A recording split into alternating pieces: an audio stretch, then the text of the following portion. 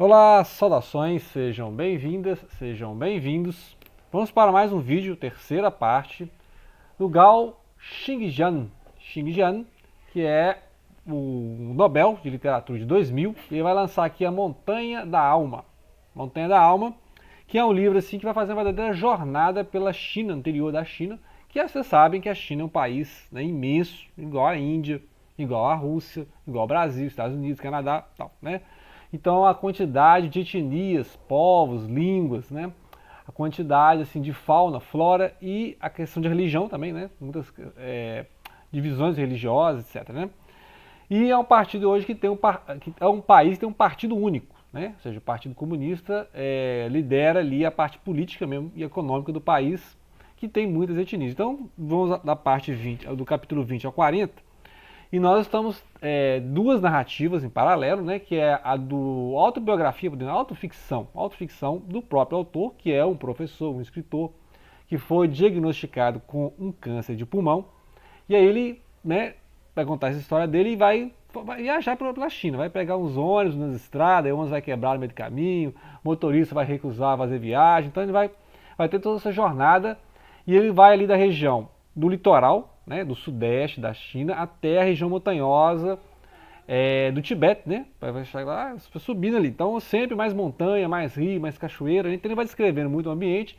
E nessa jornada ele vai coletando esses causos, né, do povo lá, as fábulas, né, as conversas das pessoas e os resultados da chamada Revolução Cultural. Né? Ele fala muito sobre a Revolução Cultural, que foi aquela série de revoluções dentro da Revolução Comunista, né? Ali nos anos 60 e 70. Né? Então, assim, teve uma série de revolução dentro da Revolução e ele vai mostrando que, por exemplo, muita parte do patrimônio histórico da região foi destruído, alguma parte foi conservada em museus, então ele até encontra uma máscara no museu, né? Ele fala assim, ó, uma máscara, né? Sobreviveu essa máscara aqui, a Revolução Cultural. Algumas pessoas mantiveram, né, essas máscaras chamadas de superstições, né? Que existe muitas crenças populares, porque, por exemplo, o confucionismo, que é uma crença ali da China, próprio da China, igual o taoísmo, né, o daoísmo, são crenças chinesas, né? Então, assim, populares mesmo. E a outra crença que tem lá é o budismo, né? O budismo tibetano, por exemplo, né? E é um budismo veio da Índia, né? Então, o Siddhartha Gautama veio da Índia, né? Assim, a pregação do Siddhartha Gautama veio da Índia para a China e para o Sudeste Asiático, né? E aí ele vai falando das etnias, né, ao longo do caminho, vai percebendo que a gente acha que a China é tudo igual, né, a chinesa é tudo igual, mas lá tem várias etnias, tem um mapinha das etnias aqui, né, que não é o caso aqui, nós não estamos fazendo sociologia da China, mas existe várias etnias, a mais, um povo, né, mais populosa, podemos dizer assim, né, maior quantidade de indivíduos é a Han, que tem de 1 bilhão a 1,1 bilhão de pessoas ali, é considerada a maior etnia do planeta, né? Porque ele está falando que 92% da China é da etnia Han. E depois tem a Manchu, que são 10 milhões, né? E a Zhuang, que são 16 milhões. Então, assim, tem uma quantidade, vai citando essas etnias, né? Cada etnia tem seus dialetos ali, né? Sua forma de falar, sua cultura, sua posição geográfica, folclore, né? Então, ele vai fazendo uma verdadeira jornada aqui pela China, né? Então, assim, com um interesse muito de coletar histórias, né? Igual os irmãos Grimm fazem na Alemanha lá, né? Coletar histórias, fábulas, né? Então, assim, sempre tem história de história igual a parte paralela que é o você e ela, né? Então, essa parte do professor é o eu, é a primeira pessoa e tal. E tem a parte do você e ela, que é um casal, né? Ou seja, tinha um homem viajando pelas montanhas também, interessante, né? Mesmo uma jornada pela China. E aí esse você encontra uma ela, uma mulher, né, que tem assim, teve problema em outros relacionamentos, né, parece que não teve um marido brutal e tal, assim, então ela tem que aprender novamente a amar, né, relacionar-se, e aí o você aqui, que é o leitor, né, está tentando ali, né, conquistar esse amor e tal. Então você tem essas duas narrativas, tem um homem solitário ali, um professor, né, caminhando, seguindo pelas estradas, ônibus, né, cachoeiras, montanhas e tal, desfiladeiros. E a outra parte é essa do casal, né? O casal.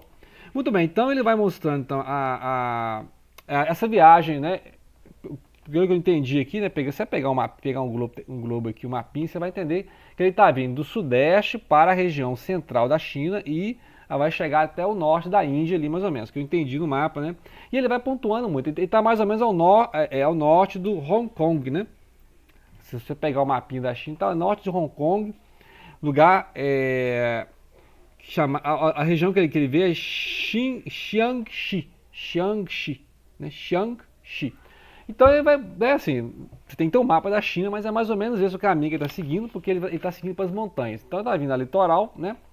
E aí esse casal também está nessa região, né? E vamos falar muito uma revolta Taiping, a rebelião Taiping, que foi uma rebelião dos Han contra os Manchu. Os Manchu dominaram a China, né? Ou chamado de Qing, né? A dinastia Qing ou Manchu desde o século XVII. Então Qing ou Manchu é a mesma coisa, do século XVII até agora o século XX, né? 100 anos atrás, aí, 1912, né? Antes dos comunistas, né? Então tem uns livros da ICG que falam, né, dessa dinastia, né? Que a Manchu. Manchu é outra etnia, né? Então é do norte, lá da Manchúria e tal. É a região da Mongólia, até os mongóis também, que é outra etnia, né? Então, tem várias etnias, tem os tibetanos, que é outra etnia, os tibetanos têm seus grupos locais também, que são vários grupos ali.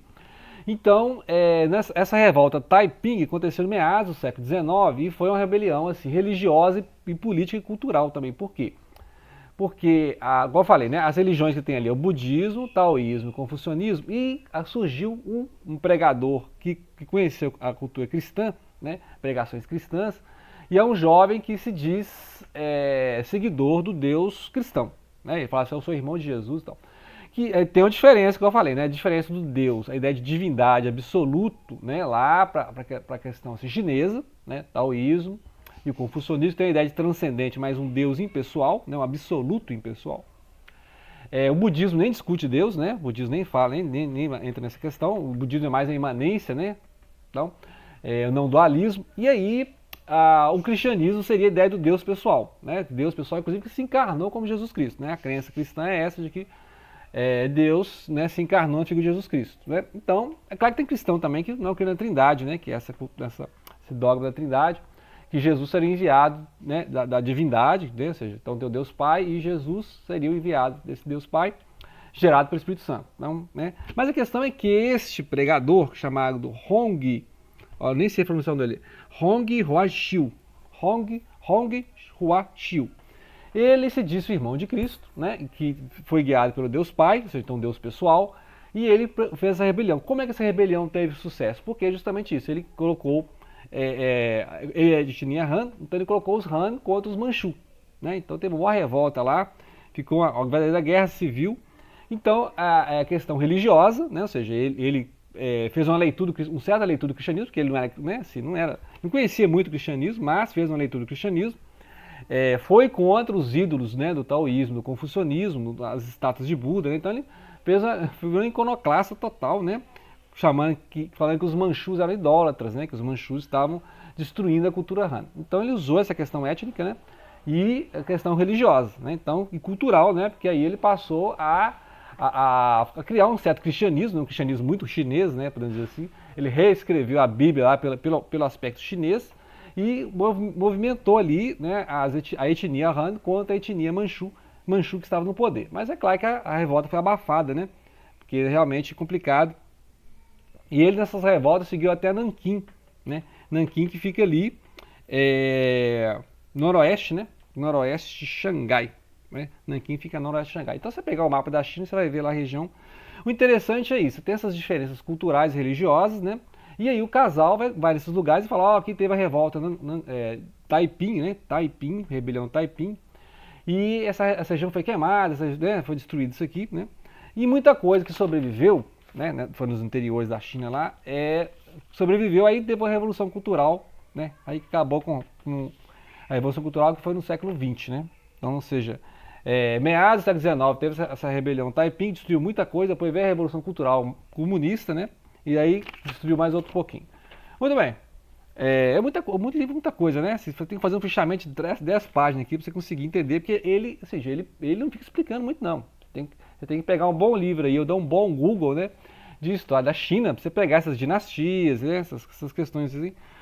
E aí, o 20, nós já estamos no 26. No 26 ele vai usar muito a questão do... Aí ele vai falar muito do budismo também, a ideia de observar o eu, né? O eu enquanto uma manifestação ilusória, né? Então ele fala muito disso. O que é identidade? O que cria essa ideia de eu, né? Então ele fica observando as pessoas e percebe que as pessoas é igual a ele, né? Então ele fala assim, observar o outro é observar a si mesmo, né? Então ele fala muito isso. É uma parte muito filosófica, né? E aí ele termina citando o Buda, né? Então, você vê as três religiões estão se movimentando juntas, né? Ora tem citação de Buda, ora fala de Confúcio, ora fala do Lao Tse, né? O daoísmo, né? Então achei interessante isso, a ideia do eu, a ilusão da mente, que é uma coisa, né? Assim, que é um conceito mesmo budista, né? Budista tibetano também. E aí a parte do você e ela, que é o contraponto, é que é sempre a questão mais do casal, o casal se conhecendo, né? Questão amorosa mesmo. E ela vai lembrando, né? Como é que as mulheres são tratadas na China. E lembrando que a ideal de mulher que ela tinha era uma tia, que era muito bela, assim, que era uma atriz, né? Então a ela, né? Essa personagem não tem nome, não fala o nome, é ela. E ela se mostra assim, muito na questão mesmo do sofrimento da mulher, né? A questão de não conseguir mais se envolver amorosamente. Agora encontrou o personagem chamado Você e parece que ela está conseguindo, né? Voltar a amar alguém. Então tem essas questões. É a parte mais romântica da história, né? Então casal e tal. E aí a viagem do professor continua, né? A viagem do professor, ele tá sozinho, então ele pega ônibus na estrada, aí o motorista briga lá com as autoridades, ele segue viagem no outro dia. Então ele vai mostrando isso aí. E ao mesmo tempo ele tem preocupação com o folclore, né? Com os artesãos lá, os deuses que tem né? Que tem vários deuses. Porque essa ideia de ter um deus transcendente, que é impessoal, que é inacessível, então as pessoas passam o quê? A cultuar pequenas deidades, divindades que são acessíveis, né? Então, igual vamos imaginar assim, ó, Deus é inacessível, né? Então eu vou criar pequenos santos, né? Eu vou rezar para o santo. Então, o catolicismo brasileiro, né? Tem vários santos que você vai, né?